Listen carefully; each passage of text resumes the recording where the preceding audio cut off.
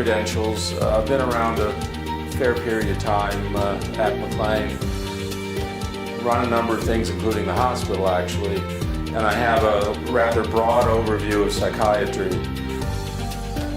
I am not, in some ways, an expert in anything, like a lot of us, because generally people have roving minds, so we get into a bunch of things.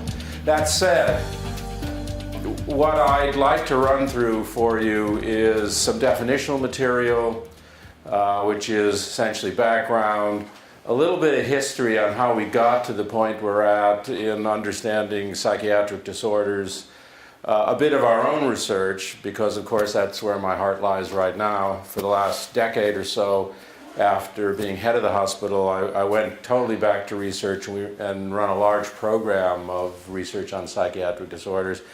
And then I will inaccurately predict the future, because it's pretty much impossible not to inaccurately predict the future. I'm happy to talk about the president and politicians in general and such things and psychiatric disorders.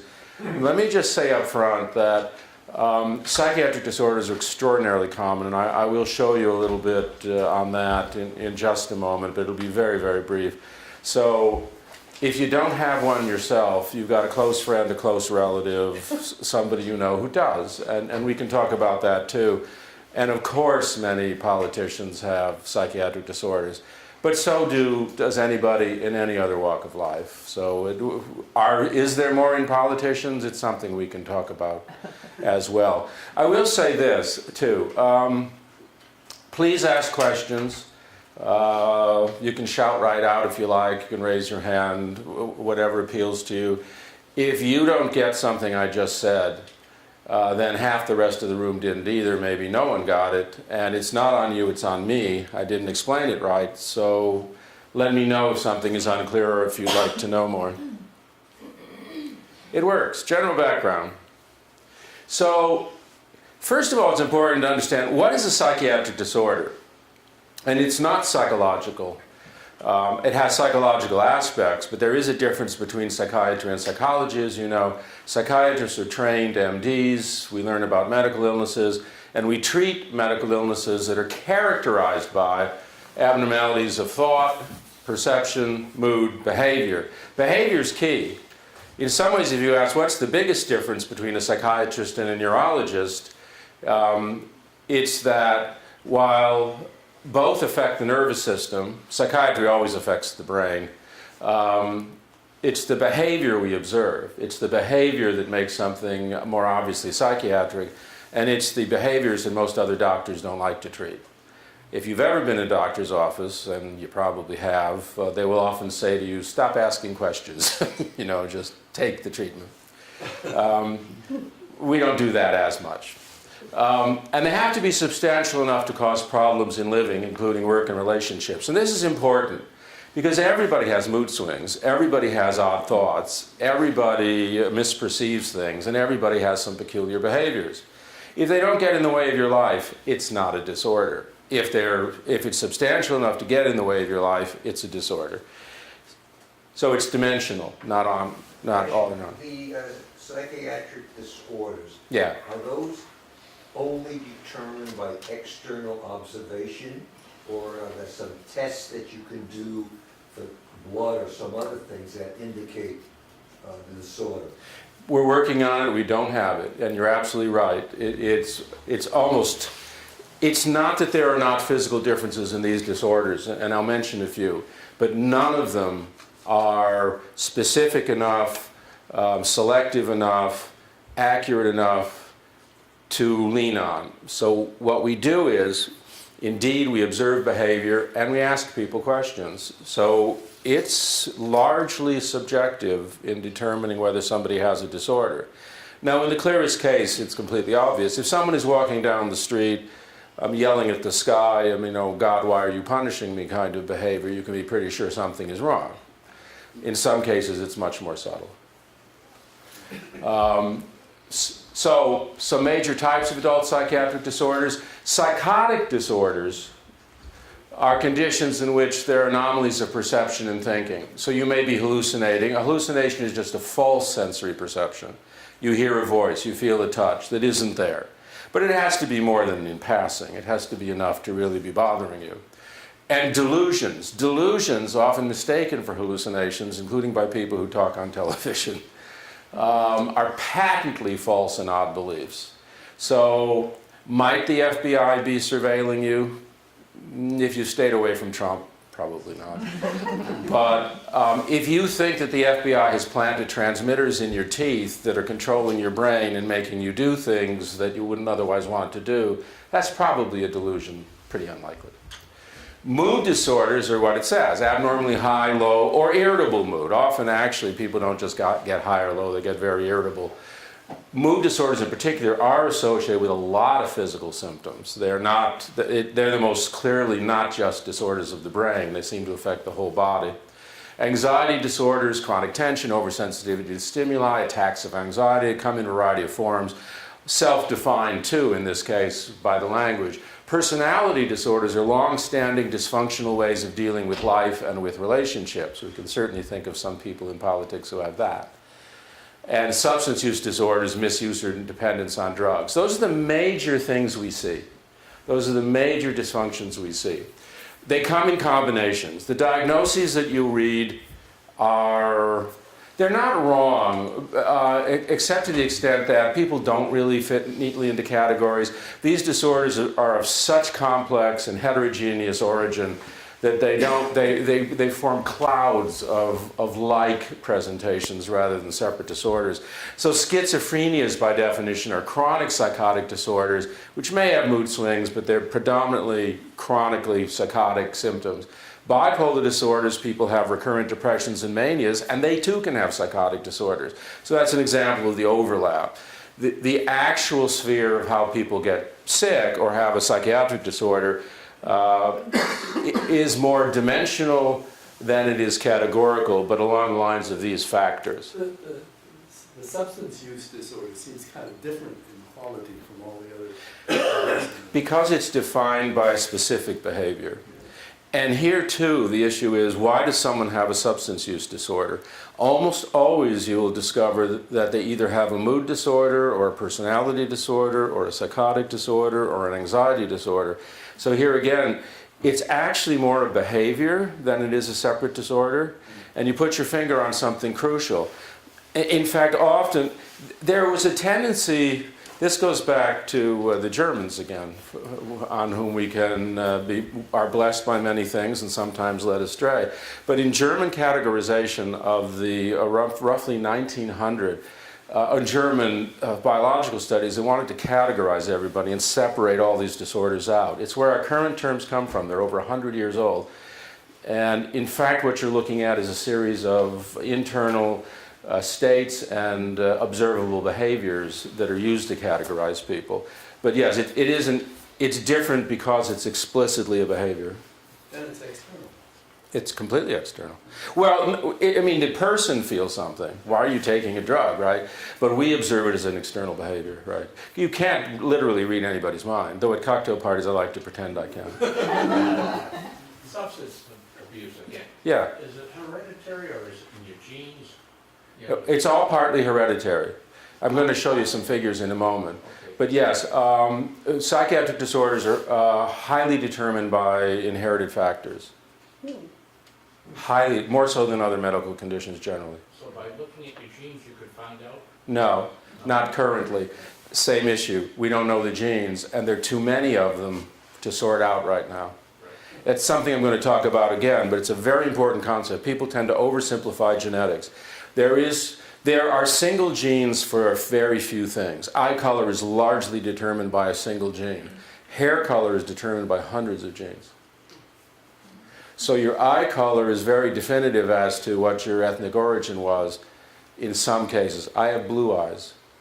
Now, by background, I'm Jewish, but I'm not. The largest single proportion of my inheritance is Swedish. And that's where the blue eyes came from. But for most traits, you can't tell that because there are no single gene or even small number of genes that determine height, weight, intelligence, even hair color. And that's the case for this too.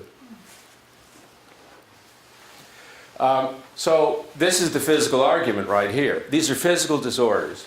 And psychology is physical too, after all, at its base. The mind doesn't come from nowhere. It rises from functions of the brain. But these disorders are physical. Genomically, depending on the condition, 50 to 90% of risk is due to inherited factors. The high end there is actually bipolar disorder. Some forms of depression are on the lower end, more towards the 50%. Anatomy, they're modest, but they're replicable. You can see them across populations. Abnormalities of brain structure in people with psychiatric disorders. There are metabolic differences you can observe throughout the body. Now this is confounded because, of course, if you're in a state of anxiety or depression, of course things are not right in the rest of your body. The brain talks to the body talks to the brain. So in terms of causality, this hasn't been quite worked out yet. And in terms of function, there are many changes in regional brain activity and connectivity between regions associated with these disorders, and they're partly specific. So you'll see it more in one condition and less in another, and in another condition it'll be more of this is not talking right. Again, there's a lot of overlap. But there are obvious physical measures you can see in the brain and in the rest of the body in these disorders.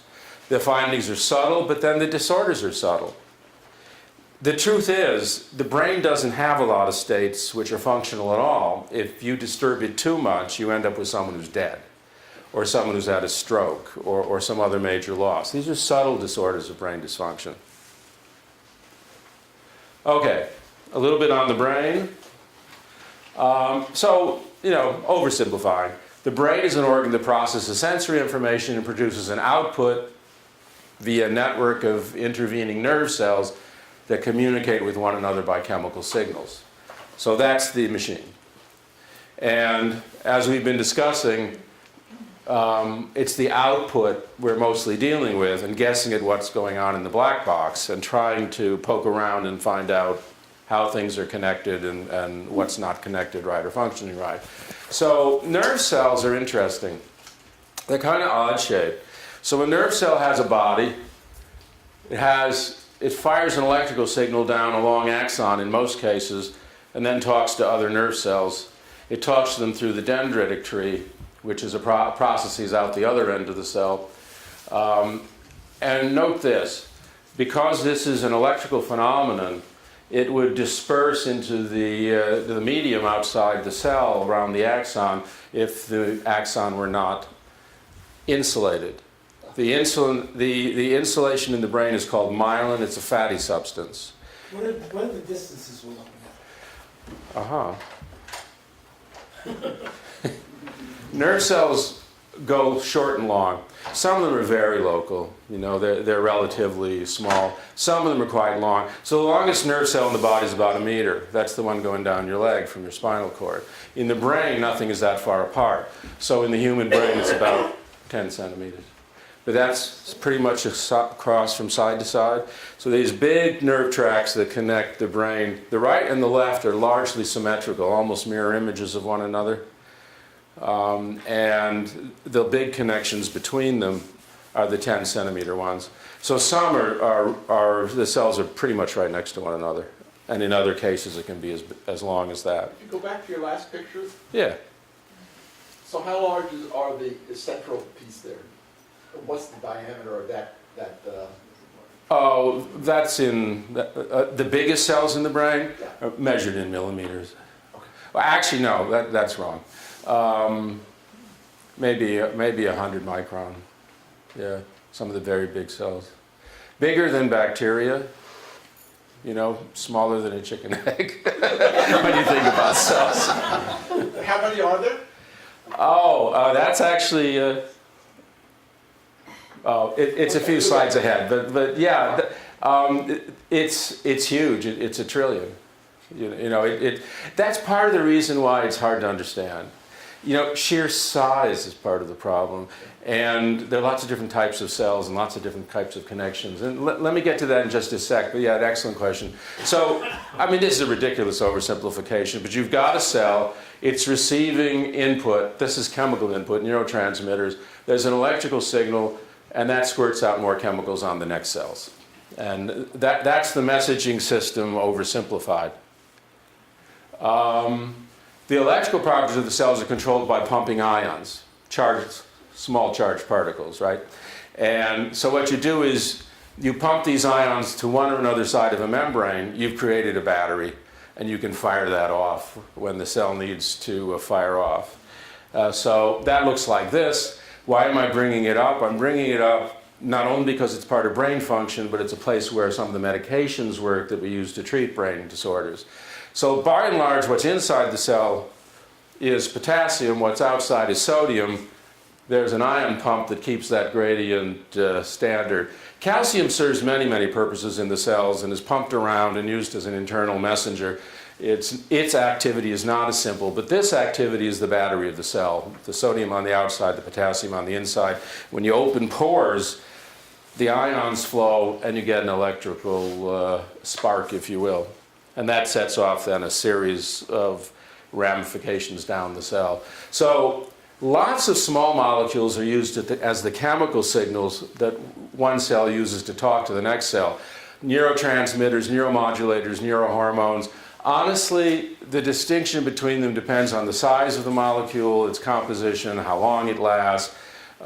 It's not an area for much discussion beyond that probably for this purpose, but the reason for pointing out is just that there are so many forms. It's another issue of complexity, and complexity, as you'll see, is a theme of the whole matter here. A mathematician friend of mine who is working on some models of Alzheimer's disease with us said to me, "Oh, you biologists are always talking about complexity, and this stuff is so hard to understand." And you know, my reaction to that is, well, it is what it is, right? This is the composition of biological entities is extraordinarily complex, and that's why we're talking today. If we were not so complex, we wouldn't be handling information this way and at this level. And this is detail you may not need, but again, it comes up with the medications. When a neurotransmitter is released, hits receptors of some kind on the next cell, what gets rid of the signal, which is important. There are two methods: reuptake back into the emitting cell, or a surrounding cell, as again I'll show you in a moment, or metabolism, degradation. To stop the signal, you've got to either remove the neurotransmitter from this connection. This is called a synapse, if you've heard that word, where the two cells meet one another. You either have to remove the signal or you have to destroy the signal. And then after that, I'm going to leave this as another black box largely, but when you hit a neurotransmitter receptor with one of these neurotransmitters, that changes everything in the cell. And honestly, it kicks off directly some chemical processes where some molecules are cleaved right near the cell membrane and squirt out into the cell. It alters the function of proteins. Some receptors go straight to the DNA. Hormone receptors in particular. The receptor with the hormone on it goes straight to the DNA and modifies the expression of genes. So again, an enormously complex cascade of signals occurs. And this too is what makes some of this hard to pin down, because it's not that any of these things don't matter, and it's not that any of these single things are all determinative. It's the balance of all of them going on that determines what state the receiving cell goes into. Did you say that it can affect the DNA? Yeah. Well, Change the DNA? not physically change the DNA, but change the expression of the genes which is what the DNA codes for, which then, what that means is a portion of DNA will either make an mRNA, which then is the code for a protein, or will shut down that. So it'll either lead to the expression of new proteins or the shutting down of the making of proteins. So generally DNA is sort of like a library, right?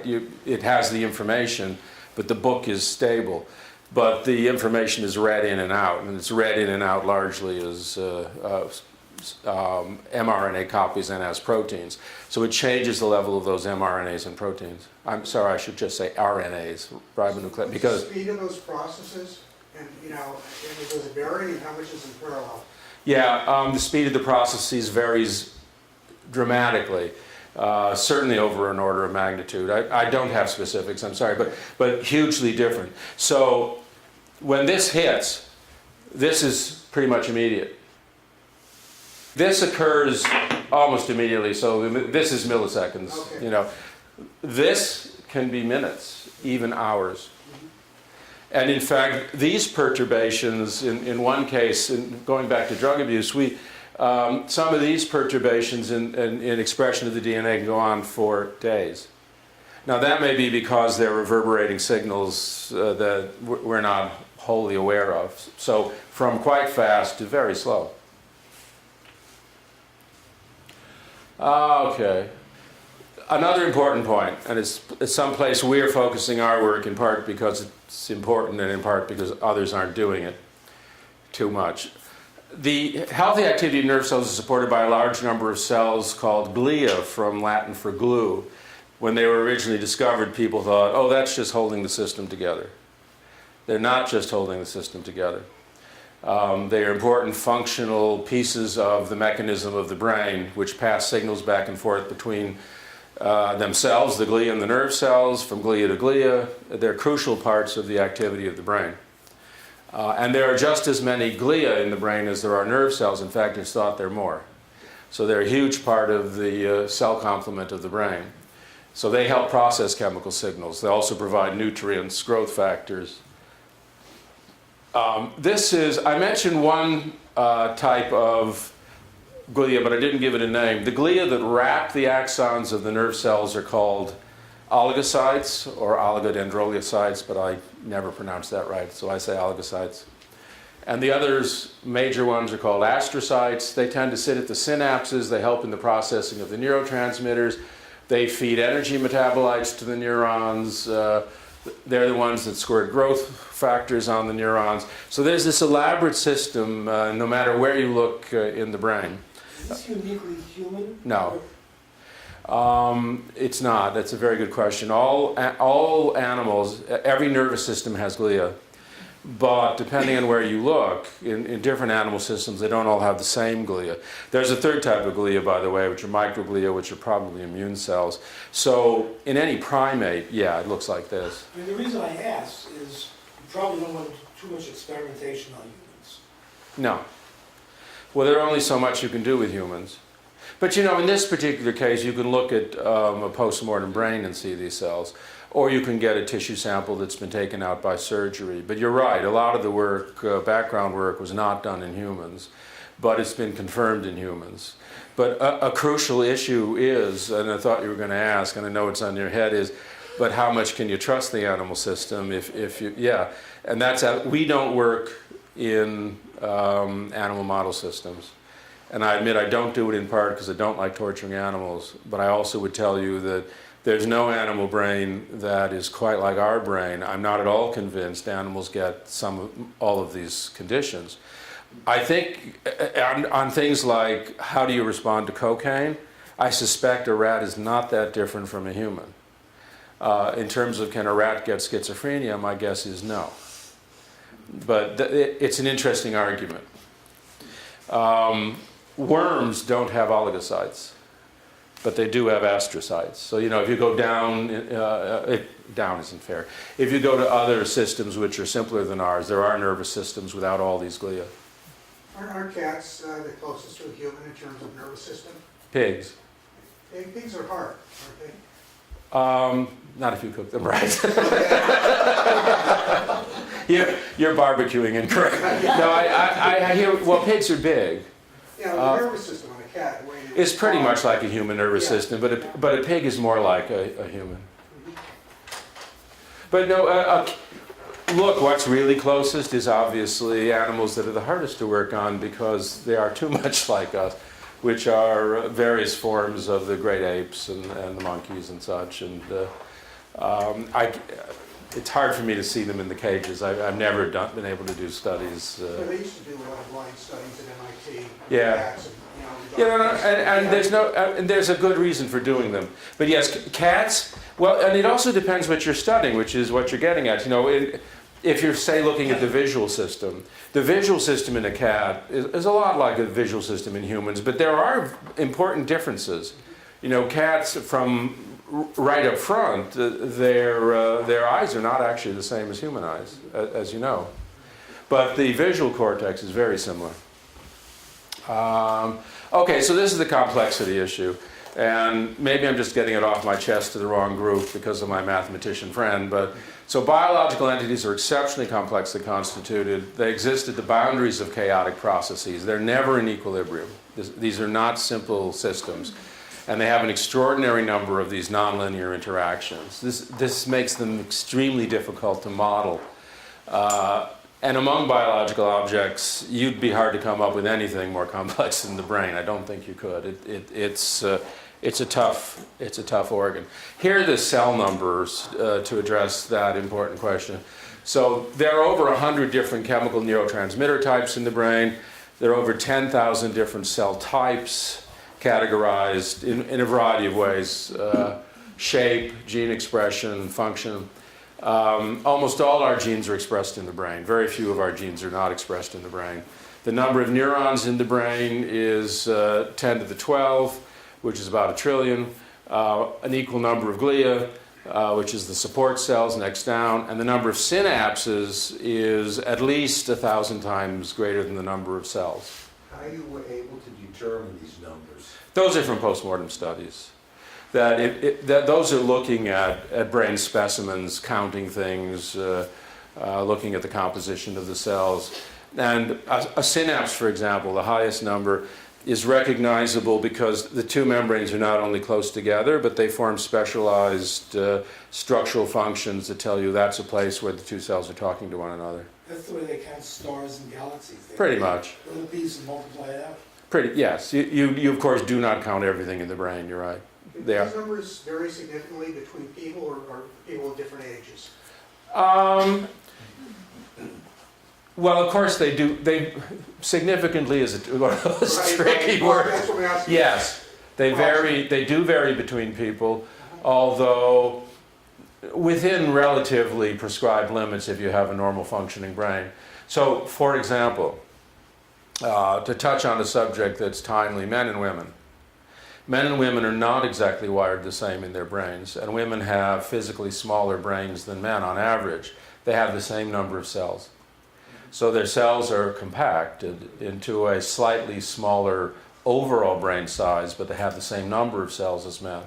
So would you say then that it's the organization that's different, not so much the numbers? Yeah, I think by and large you would say that it's not except in rare cases where somebody has a disorder which is mental retardation, some extreme, that the number of cells is not the issue. It's exactly right. It's the organization of the cells, the connectivity cells, and whether the cells are properly functional, whether they're working right? That's more important than the number of cells.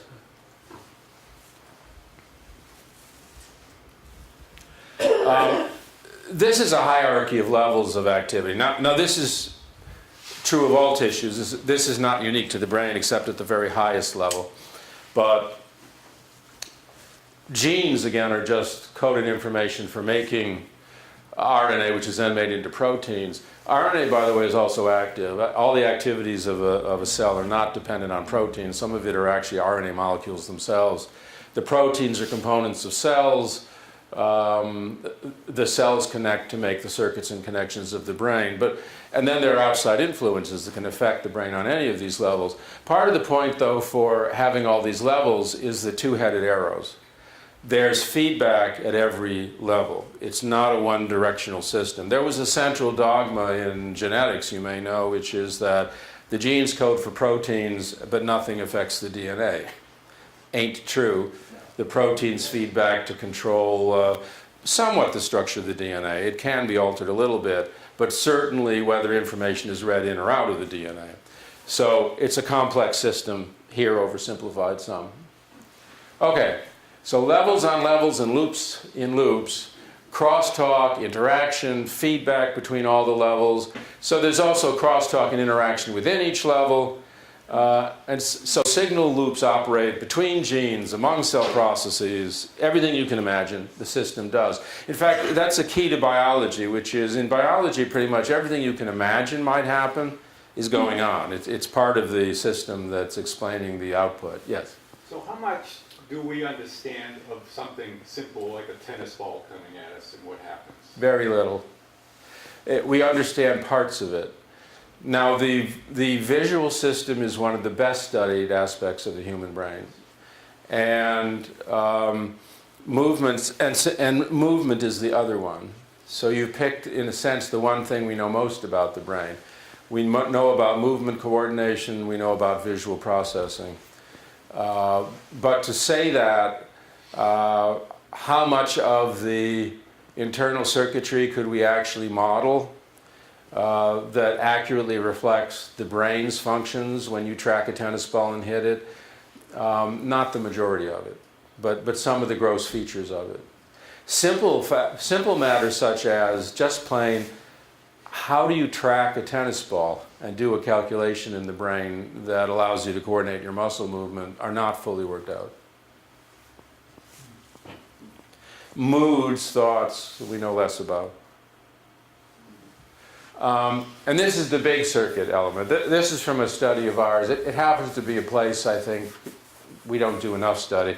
So remember the way the brain evolutionarily developed is the central areas are more primitive. You see them in all animals. The giant outside cortex is more typical of us. And everything is replicated at every level. So there are simple systems for perception and movement at the lowest level, at the middle level, and at the biggest level. They all talk to one another to produce our complex behaviors. And every level talks to every other level. This piece here called the thalamus, almost all perceptual signals come through the thalamus before they go out to the rest of the brain. The only one that doesn't is olfactory. And when brain regions talk to one another, unless it's very, very local, all the signals go through the thalamus. That sounds like a place that could cause some general dysfunction in perception, mood, behavior. And there are abnormalities of that region in these disorders. The other one, which isn't given enough attention, is the cerebellum. Cerebellum is the little brain under the big brain. That's what the name means. And it's generally been thought to just coordinate motor function and smooth it out so you can hit the tennis ball accurately. Not true. It also coordinates mood and thinking. And it too, we see some abnormalities there in our patients. So, and basically, if you ask where in the brain are these conditions localized, I would say nowhere. That's not to say they're everywhere, but the abnormalities are in a series of places. At the highest levels in the cerebral cortex, in the thalamus, in the cerebellum. It's a mix of places where things are not, signals are not being accurately processed, connections are not what they should be. The cerebral cortex, and that's one thing that sets us off from animals, right? Is that used for processing or memory mostly, or? Well, again, the answer is a little bit of everything. So our cerebral cortex is very big for our size. A whale has a bigger cerebral cortex than we do, but if you correct for weight, we have far and away the largest cerebral cortex. And the biggest anomaly is the so-called prefrontal cortex, where we have more by unit weight than any other creature. But parts of the cerebral cortex are subspecialized. So along the middle of the brain, there are sensory regions and motor activation regions. In the front of the brain, you're more dealing with things like impulse control, keeping ideas in active thought. Memory is not all that well understood, but it heavily involves pieces of the cortex that are along the sides of the brain in the so-called temporal lobes, especially the hippocampi. The trouble is that that's mostly for spatial memory. Other forms of memory, it's not so clear. But none of those regions I just specified work along. They're just, so it's not exactly phrenological. You know, everything is spread out across a few regions to some degree. Yeah? But I recall over 50 years ago from Toiber's course, that you could damage one piece of the brain, and in many cases have another piece of the brain pick up that function. Yes, that's true, to a limited degree. There are places in the brain also which, if you damage them, nothing will pick up the function. And then there are places in the brain, if you damage them, something else will pick up the function. Artistic perception, cerebral, or You can't localize anything like that quite that much. You said artistic. yeah. So, well, of course, visual aesthetics have to involve the optical cortex. Musical aesthetics tend to involve the temporal lobes. We had an interesting study that more of language is, of course, known to be on the left, but we found aspects that had to do with the mood of the music were more on the right temporal lobe. But then that would interact with the prefrontal cortex. It would also interact with some subcortical regions which have to do with mood and anxiety, your reaction to things. So generally the answer in the brain is it's not in a specific place. It's sort of distributed across regions that are coordinated with one another. Okay. And none of the features of the brain are entirely stable. Everything's changing. Gene structure and expression, cell shape, on and on. These are some time constraints of neuronal firing. But some of these changes in activity and coordination go on for days. So at many different levels, there's change. We've already come a long way to understanding and treating brain disorders. This is the history. I'll try to go through this. We have what, until 10:30? I mean 11:30? Yeah, okay. So if you went back to the 19th century to McLean Hospital, you'd find people with all these different conditions, modern diagnoses, reflected onto the old patients in the hospital. A lot of people would have had infections, brain tumors, nutritional deficiencies, endocrine disorders, poisoning, strokes. These people were all in the psychiatric hospitals and not understood as different from people who are still in the hospitals today with schizophrenias, bipolar disorders, and such. We didn't have the separation due to the causes. So these people are rarely in psychiatric hospitals anymore. Those people still are. Why? Obvious answer. Technology from the beginning of the 20th century, which would include these things. Biochemistry, electroencephalography, which is measuring the electrical signals in the brain, epidemiology, genetics, you can see the list. Even imaging, early imaging of the brain by x-rays, where you could see, oh, there's a hole in the brain, which there isn't in schizophrenia or bipolar disorder. So these have already led to prevention and interventions for nutritional disorders and hormonal disorders and such. But the remainder of the disorders, psychotic mood and anxiety disorders, had no specific treatments until after about World War II. Drug discovery began mostly after World War II and was largely serendipitous. And by that I mean nobody said, oh, I know what's wrong with this brain, I'll design an explicit treatment. It was kind of poking around and saying, oh, this is a sedative, let's see what it does for this agitated patient. Well, it turned out that some of the sedatives, which could calm people down, actually relieved the symptoms of psychosis, the hallucinations and the delusions. Then it turned out that some altered forms of those are the antipsychotic medications, some altered forms of those could lift mood.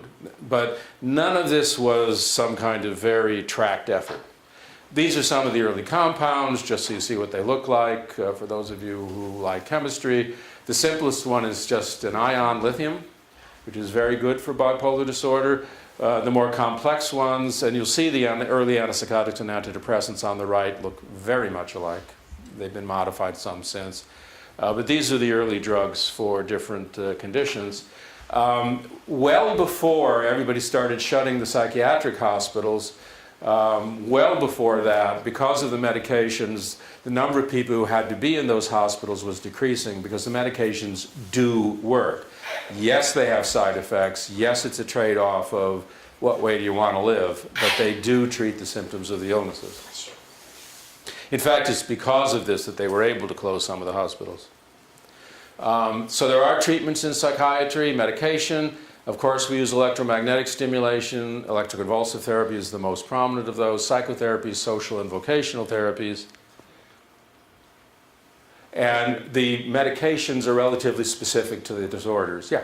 Do you have to stay on these medications for your life? No, it depends what your disorder is. So schizophrenia is a chronic condition, and by and large, if you go off, the symptoms will come back. Bipolar disorder is a recurrent condition in which you come in and out of states of illness, and you can stop the medications and see if you're not going to get another recurrence. But if you want to prevent the recurrences of illness, yes, you can stay on the medication. So with the conditions that are recurrent, it's a very individual decision how long to take the stabilizing medications. Is it addictive, the medication? Addictive is a tricky term. You can't take any medication chronically, stop taking the medication, and not have some kind of rebound. That would be true for pain medication, for example, or any medication. But no, in the technical sense, they're not at all addictive. They treat a condition that will return if you don't take the medication. Do they tend to stop working as well over time as the body gets acclimated to them? Not in most cases, no. There's a very small literature on that. In fact, we were one of the first groups to publish that happens in some people with antidepressants. I think the answer is probably the body definitely acclimates, but that's of course what underlies the response. And you may have to adjust the medication in time because of the acclimation.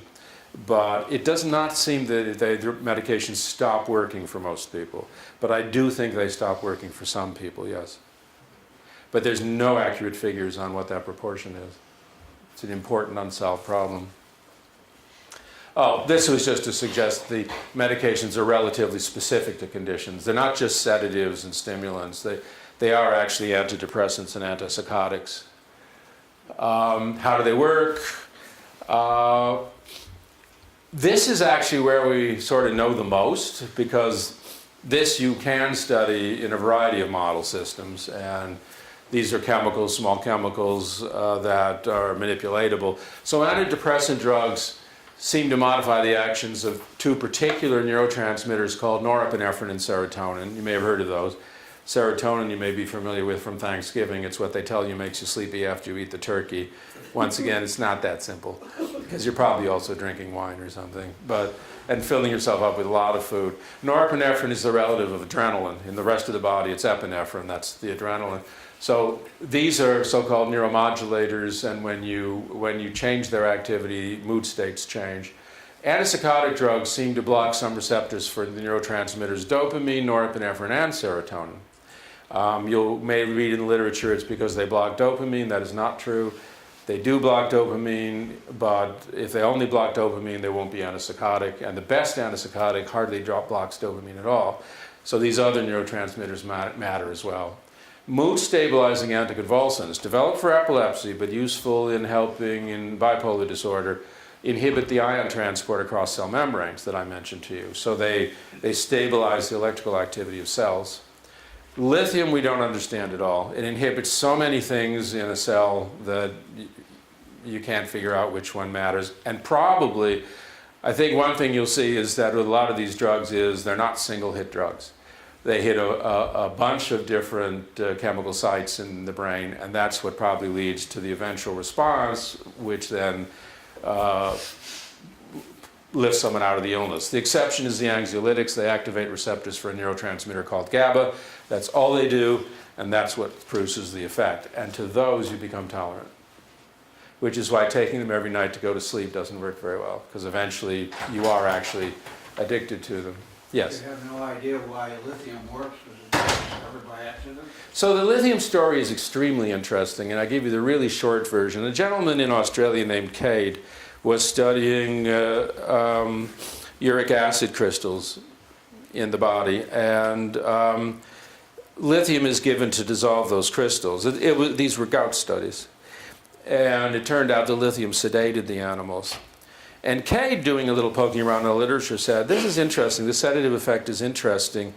I wonder what it might mean. It eventually led to trying it in bipolar disorder. And it turns out that it's not particularly sedative actually, it has small sedative effects, but it's very mood stabilizing for people with bipolar disorder. It's been postulated, if you love your history and are willing to take an old story, that the healing waters that Cappadocius of Eritrea prescribed for patients with manias contained lithium, and that's what helped the patients. It's unlikely because lithium has to be kept within pretty small levels or you poison yourself. But there are these great stories in medicine, you know. Okay. How much, we don't know very much about the indirect effects of the drugs, but the effects, these are the effects that appear over days and weeks. And the trouble is that the illnesses don't get better except over days or weeks. So it's really the long-term effects of the drugs you want to understand. Nobody takes an antipsychotic drug. It's not like taking an aspirin for a headache and an hour later you feel fine. You don't take an antipsychotic drug for your hallucinations and delusions and an hour later you feel fine. You might be sedated from it. It takes days or weeks to get better. There's some kind of remodeling going on in the tissue, and we do not know the remodeling. Common treatment, combined psychosocial therapies and medication. I'm a psychiatrist, I prescribe medications, I don't do psychotherapy, but it must be said, psychosocial therapies are crucial to helping people with these disorders. We do not have personalized medicine in psychiatry in the sense we can tell you exactly what treatments will help. It's very individualized. It's not trial and error in the sense that you're not just throwing anything at somebody. You have guidelines, but they're not that explicit. Diet, exercise, general health matter too. These are physical conditions. Your diet matters a lot. Exercise matters a lot. I know I should exercise more. What foods help in a diet? Just a standard healthy diet. Everything matters. It's the same argument. You got to get all your nutrients. You need fats, but not too much. You know, you have to eat sugars. It runs your cells. But if you eat too much sugar, you set off an insulin cascade that then attacks your cells basically with insulin, desensitizes your insulin receptors. It doesn't necessarily lead to diabetes, but it leads to to dysregulated activity of the cells. The answer is sort of Greek, moderation, but add to that completeness of diet. So for this, as for everything else, a good, what they call a Mediterranean diet is probably best. And you don't have to exercise to ridiculous degrees, but it is true you should exercise at least a few days a week for at least half an hour to an hour at a shot. And not, just walking is not exercise. You have to walk fast. So they require weeks to work, often only partially relieve symptoms. Don't cure, and have many side effects. This is from an old study of ours, which just shows you how long it took for somebody to go from very sick, these are averages, to pretty much half better. That's 3 weeks on an antipsychotic medication, and people are still improving. So it's a slow process. So here's where we are. The rest will be what we're studying and where we might go. Many abnormalities associated with psychiatric disorders. I missed the M there. We don't have definitive models or mechanisms. We do have effective treatments. We do not have cures. Why is it so hard? And I said, you know, it's complexity, but I showed you that in some cases 90% of the risk of the illness, the determining factors are genetic. Shouldn't you be able to just study the genes and solve the problem? The Broad Institute was founded on this basis, and we're still having trouble pushing them in the direction of looking beyond genes. That if you just look at the genes, you're not going to get the answer. Here's why. Risk for psychiatric disorders results from the combined effect of thousands of genes. Not a gene, it's not like sickle cell anemia, not 10 genes, not 100 genes, thousands of genes. It's been estimated that the number of genes underlying determining the risk for schizophrenia is over 8,000.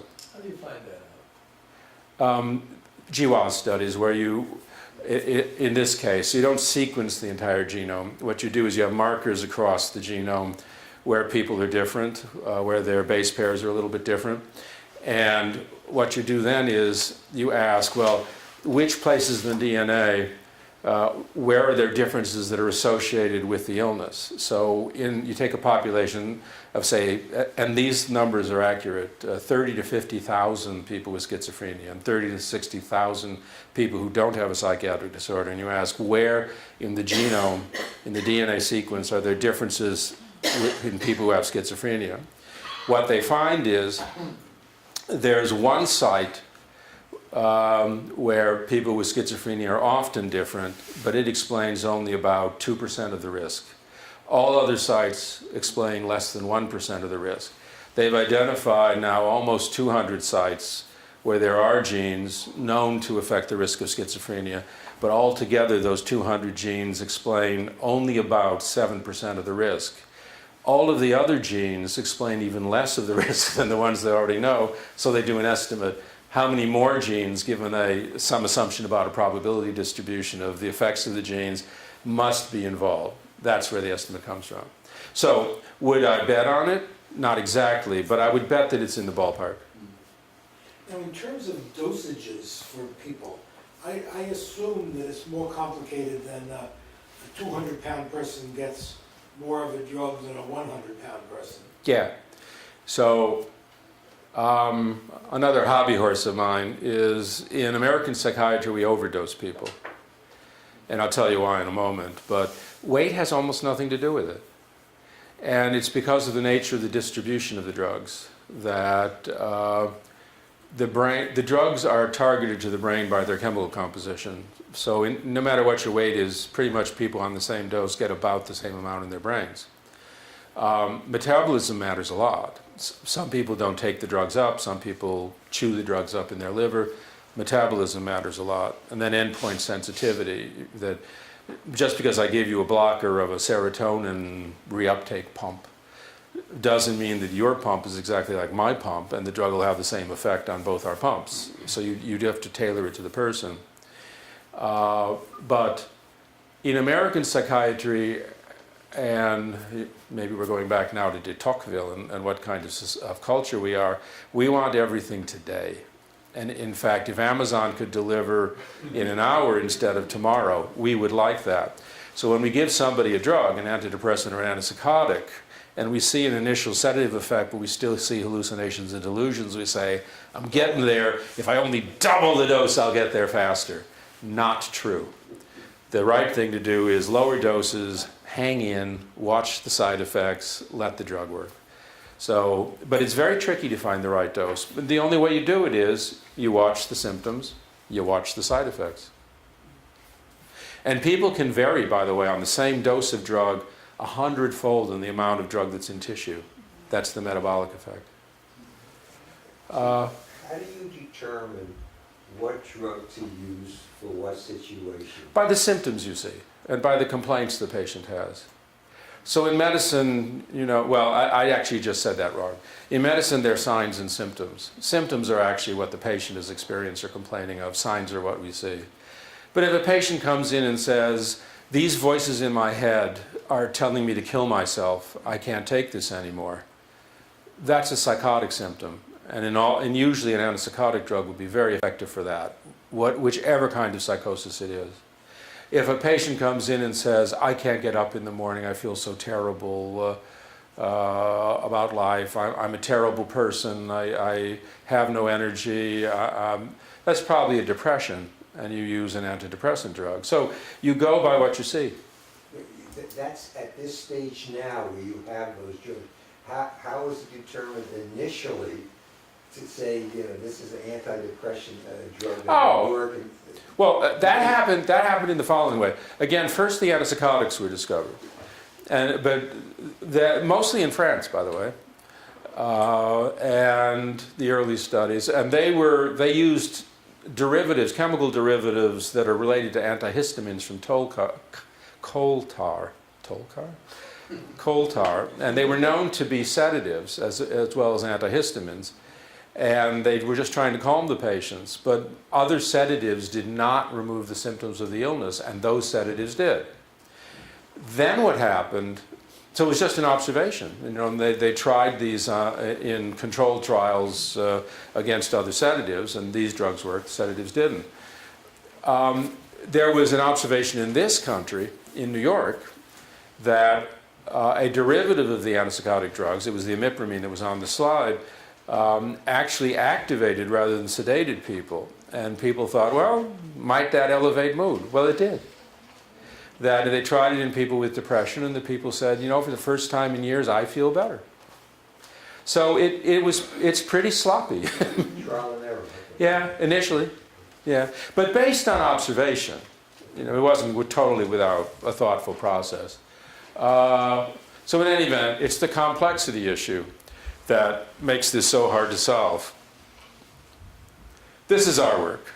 Many other labs are doing similar studies. I'm telling you this because this is both the work I know, and I have pictures of it, because I don't have pictures of everybody else's work anyway. And of course, I'm narcissistic to some degree. Is that treatable? Narcissism? No. It's not always bad either, but no, there's absolutely no hope for the country if this guy stays. So this is a 2,500-year-old effort, but I've only been in it for about 40 years. We do mood and psychotic disorders with a little more recent work on Alzheimer's disease. I've dabbled in aging and Alzheimer's off and on throughout my life because I figured someday I'd get old and I should do something about it. I'm not there yet, John. Middle-aged. We're middle-aged, right? So we asked, okay, why are psychiatric disorders largely limited to the brain? The genes that control them are all over the body. They're used all over the body. And in fact, psychiatric disorders are associated with whole body disorders. Diabetes, cardiovascular disorders were observed in people with psychiatric disorders long before we made them fat by giving them antipsychotic medications. So these are whole body disorders. Well, what's special about the brain that makes these more obviously brain dysfunction disorders than whole body disorders? So the necessity for specific connectivity, the need for highly accurate signal transmission, plasticity in response to perturbation, and a very high use of energy, which must be produced locally because the energy storage molecules are labile. They don't last for a long time. You can't just stick them someplace and easily draw them back out to use. What I'm going to show you has to do with connectivity and signal transmission with the high use of energy. We do have studies on a lot of other things. So, multifactorial disorders, multidimensional disorders, overlapping. We think in between at cells and circuits, despite two people in the world who have schizophrenia probably don't have the same genetic reason for it. They have some overlap in the genes. But somewhere in this circuitry before the highest level where the symptoms look alike, there must be some shared pathways that explain why things are not going right. What we do is look at all levels and look at correlations between the levels, but I particularly like the cells as a place which is manipulatable. So get core patient sample, we clinically characterize people, we do brain imaging, we do genomics, we get cell samples. And you got a question here? Yeah, this is our model system rather than animals. Yeah.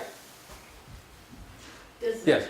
Does the high use of energy translate into eating more? No.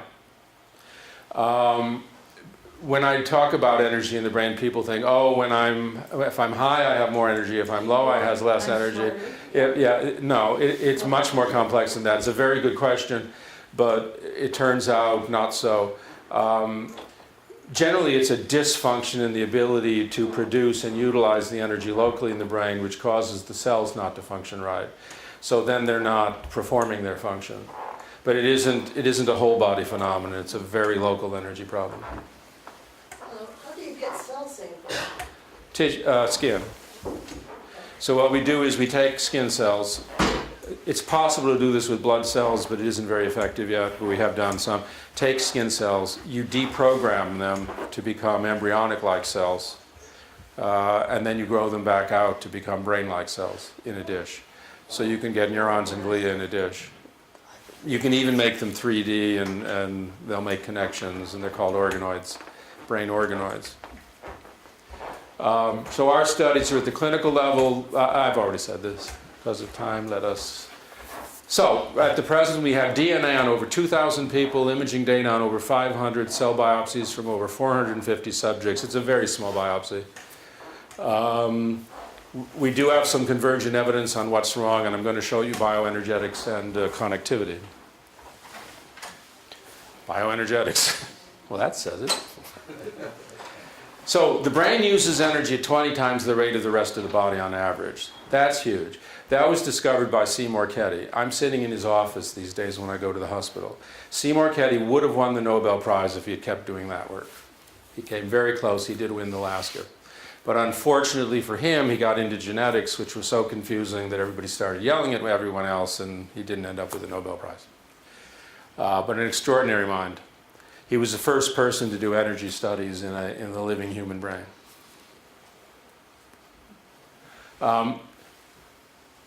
I apologize again for the complexity of these things, but what this shows is how energy is made in the brain. Basically, you can ferment sugars down to pyruvate. That's kicked out of the cell if they aren't burned further to lactate, unless you're a yeast in making beer or wine. That's what's made into alcohol. So if you just ferment, just go that far, you get lactate, alcohol. But what you really want to do to make most of your energy is the pyruvate goes into little portions of the cell called mitochondria, and they completely burn the pyruvate from the sugar into carbon dioxide and water. So we are green machines, which is nice to know. We are not polluting. We totally burn. Kick-off products from all of this, what you need to run the cell energy-wise is ATP. This is the energy source for almost all reactions in the cell, but it is not stable, so you store a high-energy phosphate, which is on the ATP, as creatine phosphate. This storage form is stable, but not immediately usable by the cell for energy. Has to remake ATP from the ADP in order to be useful. The red stuff is everything we found to be at abnormal levels in people with schizophrenia and bipolar disorder to different degrees in slightly different ways. Do you have numbers for energy consumption per cell? Sure, but I don't know them off the top, but they're high for a neuron. I was wondering what a high number. Yeah, I can find it for you, but yeah. I'm going to show you a readout here. This NAD, NADH, you'll see it in several places, is an indirect measure of the normality of the processing system and whether it's doing different portions of this chain at the right rate. So it's very non-specific, but if it's abnormal, it tells you that something is wrong in the balance of energy function. And I'll show you a little bit about the mitochondria. So first, genetics. I won't go through all this in part because of time, but we do see association between genes for mitochondrial shape and function and bipolar disorder and schizophrenia, and more recently for just depressive disorders that are not bipolar. Where does the money to do this kind of work come from? Three sources. Federal government, foundations, personal donations. So gifts, grants, and awards. I think NIH would be a big threat. NIH is about, on average, 70 to 80% of our funding. Mitochondria are interesting. When mitochondria are dysfunctional, they're always misshaped or in the wrong place in the cell. And when they're misshaped or in the wrong place in the cell, they're always dysfunctional. That's been very well proven.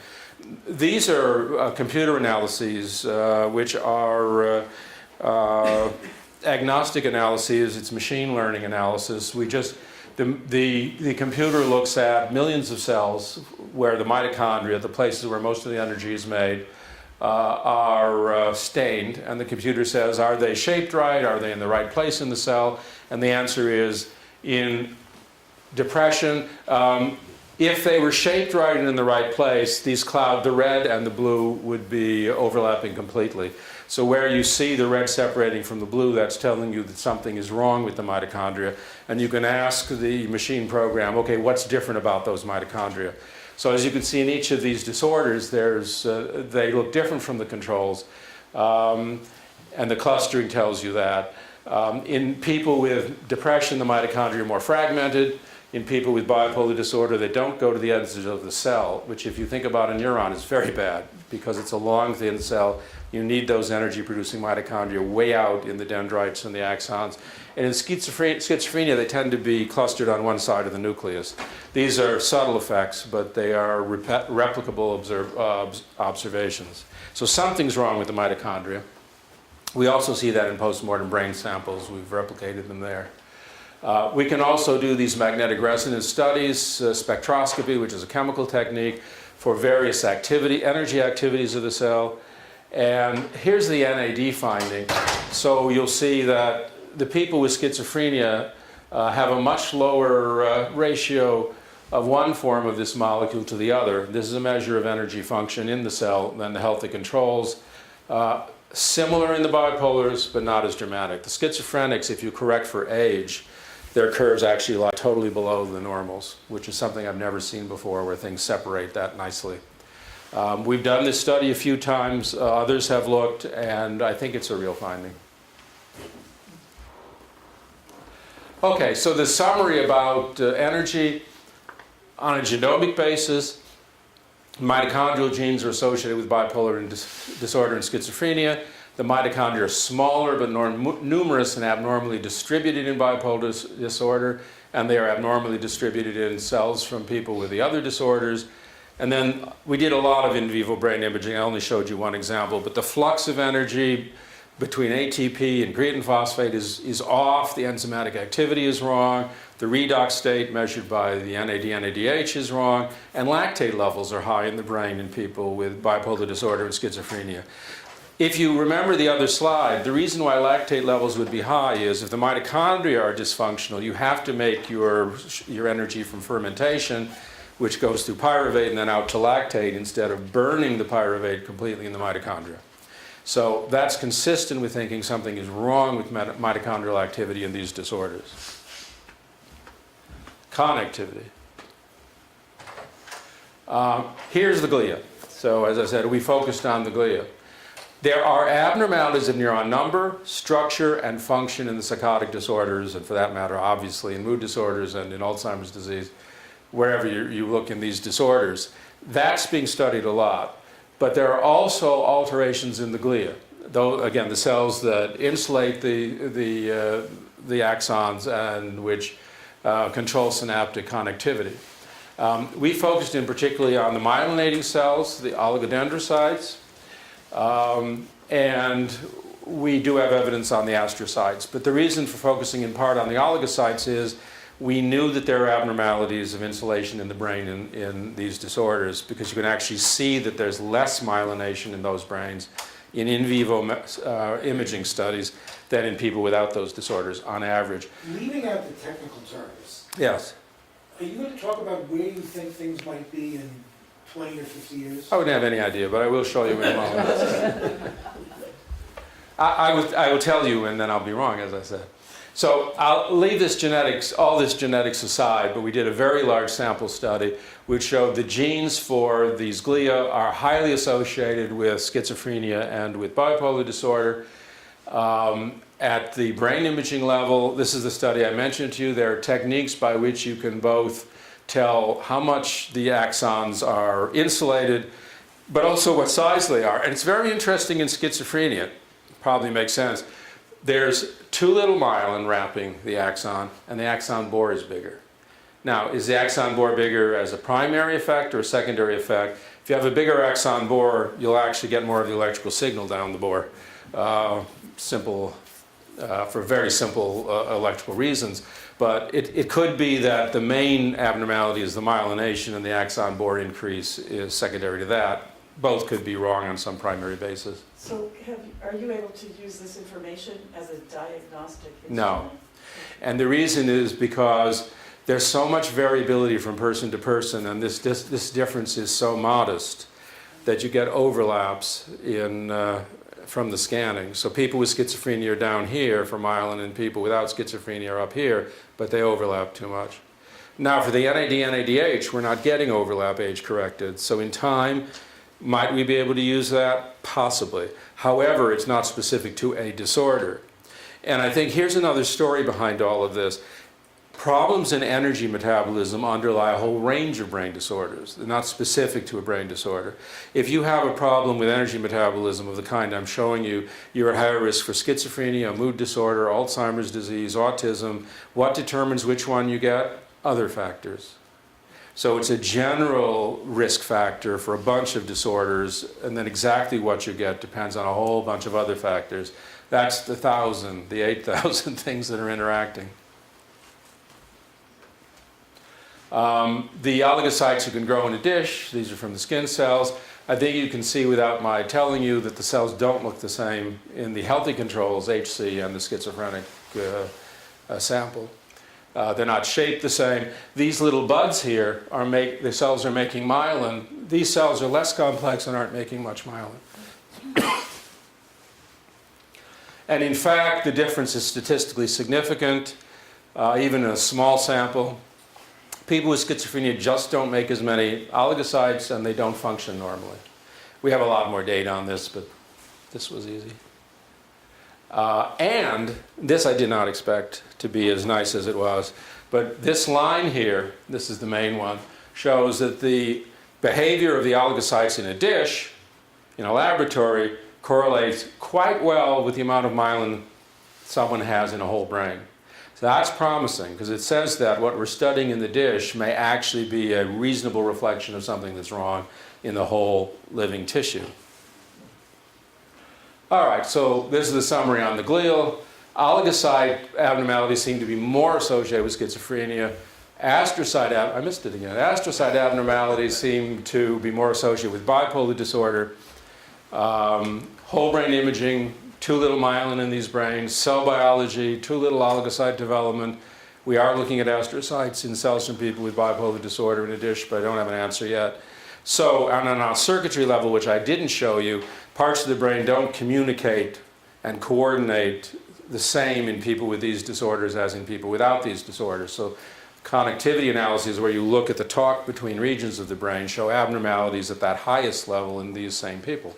Is any of this related to intelligence? Sure. Are there more very intelligent people crazy? Let's talk about that. A century. Or technical term. Yeah, right. Crazy, yes, is a technical term. We should probably not, right? It's confusing, but I think some answers which seem to come out from all the studies would run as follows. A lot has to do with extremes. So people with extreme intelligence are often somewhat odd thinkers. And yes, there seems to be a higher rate of disorders like bipolar disorder and schizophrenia in those people. So also in artists. There seems to be a higher rate of, especially of mood disorders in artists. But like anything else, it's not an exceptionally strong correlation. So on average, you'll see it if you look at enough people with enough variance in intelligence and enough variance in artistic capabilities and such. You may or may not have noticed, but many of your more successful friends, not necessarily because they're smarter, are more energetic, maybe a little hypomanic, their mood is a little up and they're thinking faster, or are a little more narcissistic. So they take care of themselves, right? Here you go, John, looking forward. Yes? The myelin, isn't the deficient myelin also what causes MS? Yes, but that's holes in the myelin. That seems probably is an autoimmune disorder of some sort, although it's not quite that simple. So in this case, the myelin is evenly distributed, but at a lower level. And in that case, the myelin is actually at a high enough level, but it's got holes in it, where the myelin's sort of been eaten away. I was going to ask then, is there a correlation between, do some physical ailments correlate with some mental ailments? Yes, but the ones that correlate most strongly are diabetes and cardiovascular disorders. Multiple sclerosis, not so much. There's a lot of debate about cancer, by the way, about certain cancers are more or less common in people with schizophrenia, bipolar disorder, depressions and such. It's not a clear literature. And Alzheimer's disease. There's some evidence that in a very funny kind of sense, Alzheimer's disease is actually a cancer of neurons. That's a whole other story. But there's some directions, but nothing solid in that regard. Going back to your intelligence questions, also remember that these energy abnormalities, for example, will put you at risk for all kinds of conditions, including severe cognitive dysfunctions like autism, some of which look more like a mental retardation, others of which look just like odd thinking. It's very nonspecific. So this is the last portion, the looking forward. So with all of this technology being applied, what can we hope for? And I would say I don't think anything's going to come fast. I think it's well worth doing these studies, but it isn't going to come fast. So here's some mechanisms. We know there are problems in energy metabolism, cell connectivity, and communication. I did not show you, but we know there are differences in ion transport. There are inflammatory factors that are involved. We know some of the environmental factors which contribute to risk: stress, trauma, drugs, toxins, diet, exercise, inflammation, infection. So can we target these? Can you modulate those and produce a good effect? And remember the last sentence there, you don't have to fix everything to make somebody better. Because these disorders may have all these causes combining to make you ill, you don't have to fix all of the things driving the illness to make an improvement. Maybe if you just fix one or two major things, the rest won't matter so much and people will be much better. Yeah? I have two questions. The first question, you said a large percent of this basically is hereditary. Do you have any indication how far back do you go in hereditary? In other words, Well, you get your genes from your parents. from your parents, do they go further back? I mean, Well, they got their genes from their parents. so you can keep going back. You can go back as far as you want to the beginning of the human race, yes. Adam and Eve.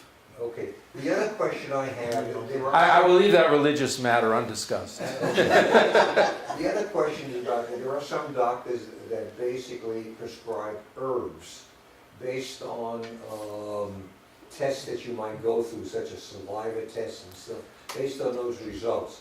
Do you have any opinion on that? Yes, that's crackpot, completely unscientifically supported. We've studied it ourselves, and the literature is definitive.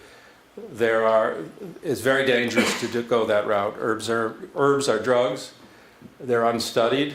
They may have some wanted effects, but those have not been proven. The unwanted effects can kill you. So I'm putting that a little powerfully, but the original antipsychotic medication, however, was discovered in India. It's referenced in the Vedic texts from at least 1500 years ago, and it's a Rauwolfia derivative from Rauwolfia serpentina, and it works very much like modern antipsychotic drugs. The reason it did not take off is it's almost impossible to use correctly. It's very toxic, so it is antipsychotic, but can also cause substantial cardiac damage. So you have to be very careful about herbs. And no, nobody can take your saliva or test your genes and tell you whether you are at risk for these illnesses or what you should do about them. Not at this point in history. Yes? Are any of the drugs that are modern derived from, made from natural products? I mean, is that... Well, lithium is completely natural. Yeah. Lithium's an element. And as I mentioned, the original... Rauwolfia serpentina, yes. Reserpine is the drug. It's not used very much. It was used as recently as 60 years ago to lower blood pressure. It's very tricky to use. But the original antidepressants, antipsychotics, were derived, as I said, from coal tars, not from herbs. I am not saying plant products they're a place to look. And there are modern drugs in medicine were absolutely made from plant products. But people make a mistake about thinking what's natural and what's unnatural, or what's safe and what's dangerous. Plant products are not safe just because they're from plants, and they're not any more natural than anything else nature makes. So you have to be really careful about those claims. A lot has to do just with the amount of research that's been done. Which in the case of herbals is almost nothing. But what research has been done says that some of them are very dangerous. They're also, if you get them from the store, not necessarily as labeled. So you have to be careful. They're not, what's in there is not what it says on the label. The controls on that are very, very poor. Yeah. Yes? Going back to your abnormalities of myelin and energy, do you have any information that I'm not getting about whether it's because you have the abnormality that you get these psychotic effects or psychiatric effects, or is it the other way around? It's going to be both in the end. But the reason why we study the cells in a dish is because when you deprogram them to embryonic-like cells, you erase all of the changes in the DNA that came from the environment over the years in that person. You're completely away from the medications they took. You're away from all the experiences they had that modified the DNA. You're going back to a primitive cell. And then when you grow them back out into the brain-like cells, glia and neurons, you're looking at cells that are typical of the kinds of cells that person had at birth. Not exactly, but pretty much. So you've washed out all of those effects of different diet, different exercise, different drugs you've taken, different life experiences. So if you see abnormalities there, then those abnormalities are probably underlying factors, not epiphenomena. Similarly with the genes you inherited are changed during life, but with some caution you can take the genes from various tissues in the body and say, well, if you inherited this gene as opposed to that gene, and inheriting gene in this form is associated with an illness, that's probably an underlying factor because your life experiences wouldn't have changed that gene. But if that's true, wouldn't that mean that you could take a skin cell or a blood cell sample of anybody? Yes. Look at the mitochondria, look at the look at the mitochondria, you grow them out in the cell culture. Yes. And be able to predict that. No, not yet.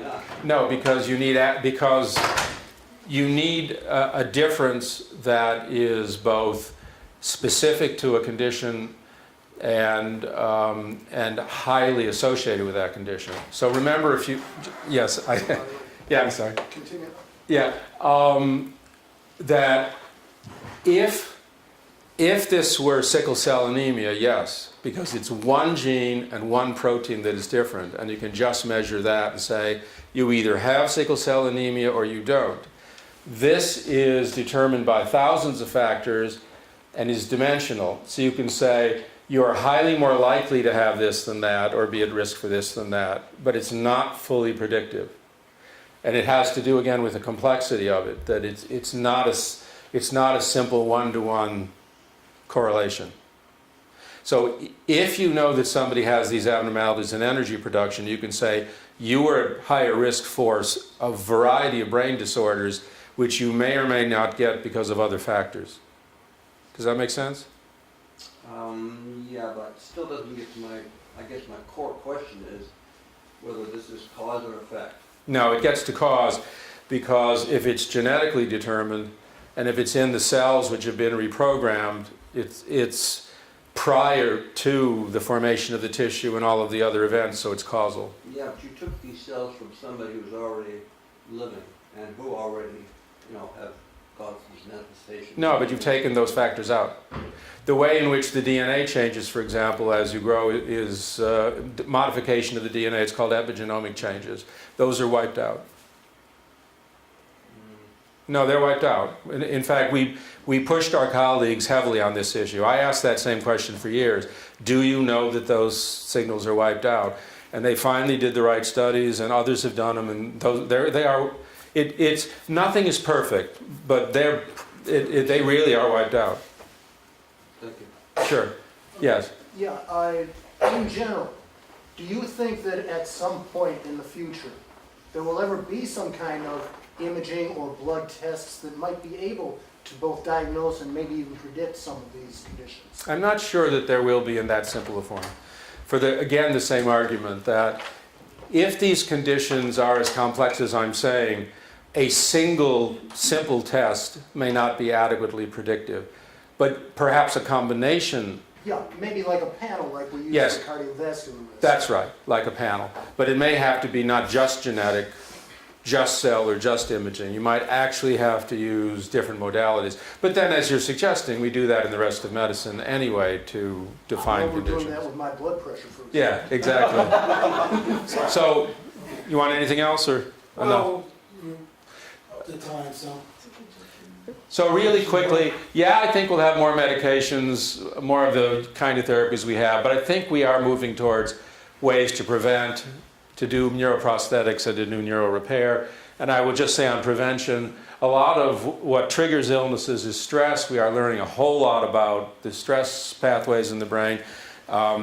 More true for conditions like mood disorders than for schizophrenia. But there are targets here that could change. We could target neuroprosthetics.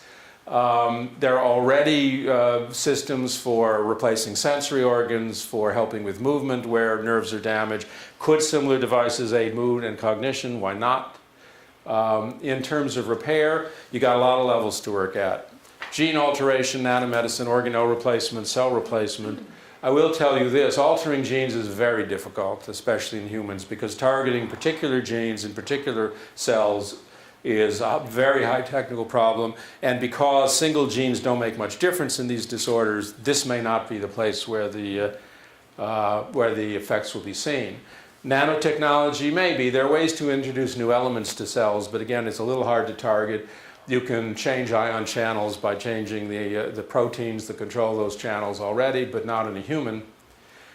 Here, I think there's much more possibility. I told you mitochondria were abnormal. Mitochondria can actually be altered in cells, can even be replaced. We've done some of this work in our own lab. You can isolate mitochondria from people and give their cells new mitochondria. The cells do get better. We've been able to do that in cell culture. That just shows you we were able to get the mitochondria in the cells. And lastly, cell replacement. This has some problems for some disorders. You can replace lost cells in the brain, and those cells can either function or deliver factors that will limit or reverse local damage. We have our first patient where we have taken cells from that patient, grown them in culture. It's for Parkinson's disease. Why Parkinson's? Because Parkinson's involves a loss of cells in a very specific part of the brain. We've given this patient modified cells made from dopamine-producing cells from his own skin cells. And the first time he walked into my office after the surgery, which was on one side, I could tell you which side had the new cells. Now, but maybe that's just an irritative lesion from the surgery, right? So we're 1 year out. He's had the cells on both sides of the body, and this month he's getting a PET scan to see if the cells are there and are actively functioning. So we'll know soon if it worked for him. What's neat about this is he does not have to take any immunosuppressive agents because these are his own cells. But, I mean, let's see some behavioral changes if it's working. Well, I do see the behavioral changes, but what I'm concerned about is could that not just because someone stuck a needle in his brain and squirted some stuff into, is it a specific or a non-specific effect? I hope we have a second patient. Yeah, eventually. Do you know how much it took to do that study? Yeah, it took $2.5 million. You know who funded it? The patient. He's very wealthy. And he said, I'm dying. It took us 3 years to convince the federal government that we could do the study. And what eventually convinced him was the neurologist said, this guy doesn't have something done in 6 months, he'll be dead. How likely is success? Don't really know. I wouldn't say I'm that good at predicting the future. I remember, you may remember the Popular Science magazine from when we were kids, and it said long before now we'd have flying cars, and well, we don't have them, nor do we necessarily want them. So that's that. Thank you.